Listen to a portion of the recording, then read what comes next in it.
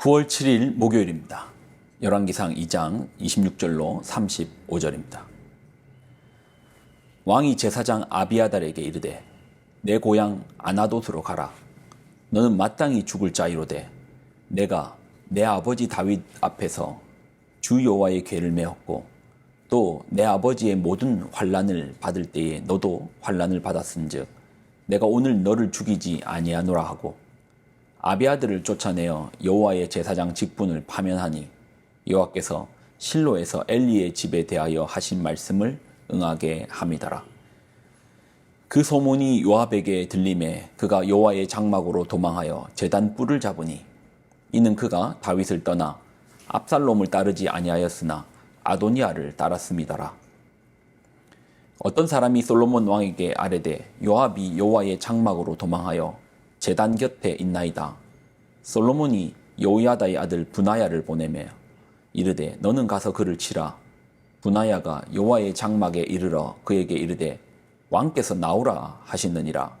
그가 대답하되 아니라 내가 여기서 죽겠노라. 브나야가 돌아가서 왕께 아뢰어 이르되 요압이 이리 내게 대답하더이다.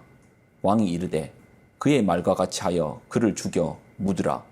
요압이 까닭 없이 흘린 피를 나와 내 아버지 집에서 내가 제하리라.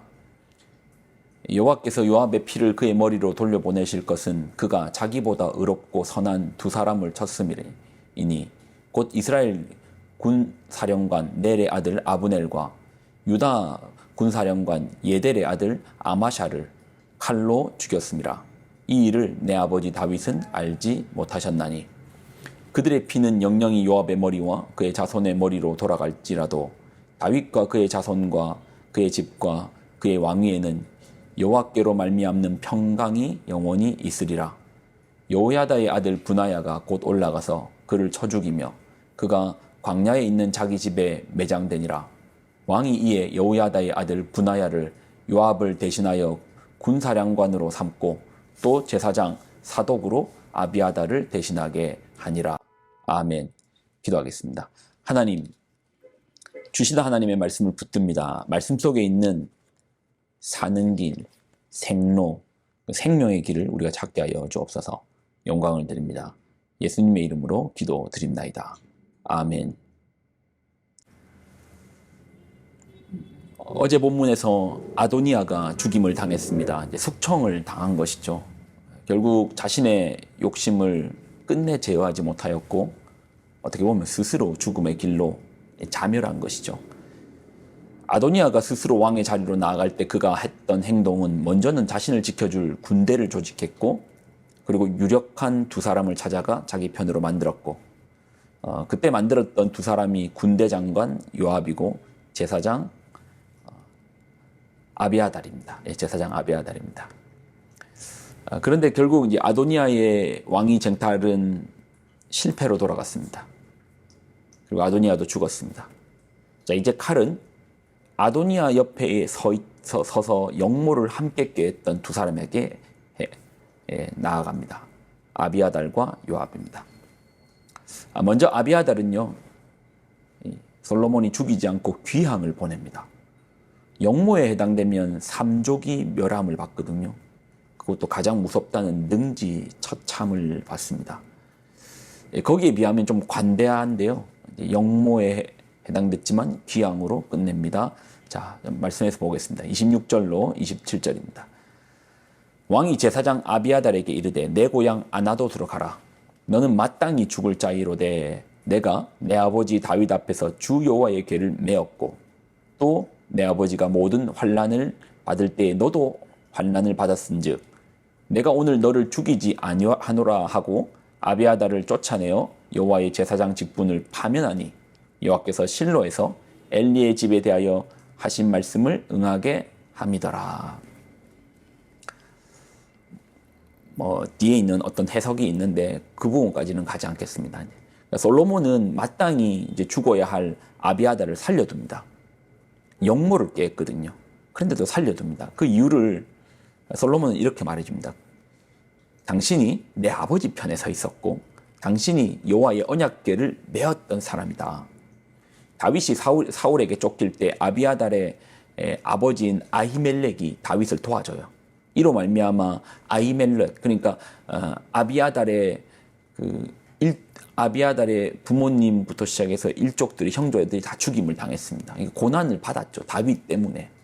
그리고 아버지 이제 다윗이 압살롬을 피하여 도망갈 때 그때 아비아달이 다윗 편에서 함께 고난의 길을 걸어줬습니다. 그러니 지금 어떻게 보면 아비아달은 역모를 꾀해서 마땅히 죽임을 당해야 되는 자이지만 그는 물론 귀향을 갔지만 살았습니다. 어떻게 살았습니까? 역모 속에서도 살았습니다. 이유는 과거의 선행이 그의 생명을 연장시키는 거예요. 자, 그리고 이제 두 번째 숙청의 대상이 요압입니다. 요압은 긴 시간 동안 군대 장관으로 있었습니다. 군대의 수장으로 오래 있었던 인물이 그만큼 영향력이 크고 그가 움직이면 큰 전쟁도 일어날 수 있습니다. 그래서 솔로몬은 요압은 급히 숙청하기로 합니다. 그리고 아버지 다윗도 요압을 살려두지 말라고 유언을 남겨요. 이유는 그가 다윗의 명령을 번번이 어겼거든요. 태평성대가 눈앞인데 요압이 혈기를 다스리지 못했고 또 자기의 욕심 때문에 아브넬을 죽였고 아마사를 죽였습니다. 자신의 출세길에 이들이 걸림돌이 되고 또 아브넬 같은 경우는 자기 성질을 못 이겨서 요압이 죽여버려요. 아브넬을 죽입니다. 그래서 그 또한도 이제 죽임을 당합니다. 오늘 말씀을 이제 보면서 이제 두 사람의 숙청을 봤습니다. 한 사람은 이제 제사장 아비아달이고 또 한 사람은 요압인데, 한 인물은 물론 이제 숙청이라는 상황이라는 준엄함을 보면 그가 이제 유배를 떠났다. 보면 상당히 어떻게 보면 환대를 베풀어 준 겁니다. 솔로몬 입장에서는. 요압은 죽이고 왜 아비아달은 죽이지 않았는가? 네, 어떻게 똑같은 어떻게 보면 역모를 깬 죄인데 다 죽을 수 있는 상황이잖아요. 근데 요압은 죽이고 아비아달은 살림 받음을 받습니다. 그런 이유를 산상수훈의 말씀에서 찾아보면 마태복음 7장 12절에서 찾아볼 수 있을 것 같습니다. 그러므로 무엇이든지 남에게 대접을 받고자 하는 대로 너희도 남을 대접하라. 이것이 율법이요 선지자라. 남에게 대접을 받고 싶은 대로 먼저 이제 대접해 보는 거예요. 그러니 요압 같은 경우에는 이제 그 반대의 경우겠죠. 요압 같은 경우에는 남의 생명을 함부로 대했잖아요. 그러니 자신의 생명도 함부로 나중에 취급을 받습니다. 반면 아비아달은 선행으로서 누군가의 생명을 함께 지켜줬던 기억이 있어요. 그런 삶의 흔적이 있습니다. 그러니 마땅히 죽어야 될 상황 속에서도 죽음을 당하지 않고 살림받는 생명을 유지하는 거예요. 남에게 악을 행하면 우리에게도 그 악함이 임하고 독함이 임하고 무정함이 임하는 거예요. 또 반대로 남에게 선행을 베풀면 그 선행이 결국 돌고 돌아 우리에게도 임한다라는 것이죠. 그런 거 보면 우리 삶에서 일어나는 모든 것들은 저축되네요. 예수님께서 그런 말씀하셨습니다. 소자에게 물 한 잔도 천국에서는 잊혀지는 바가 없다고 말합니다. 누군가에게 따뜻한 밥을 대접한다면 그 밥 한 그릇이 저축되는 거죠. 땅에서 찾아 먹으면 좋은데 설령 땅에서 못 찾아 먹는다 할지라도 물 한 잔도 잊지 않으시는 우리 아버지께서 훗날 밥상을 쫙 차려주시면서 자, 실컷 먹어라.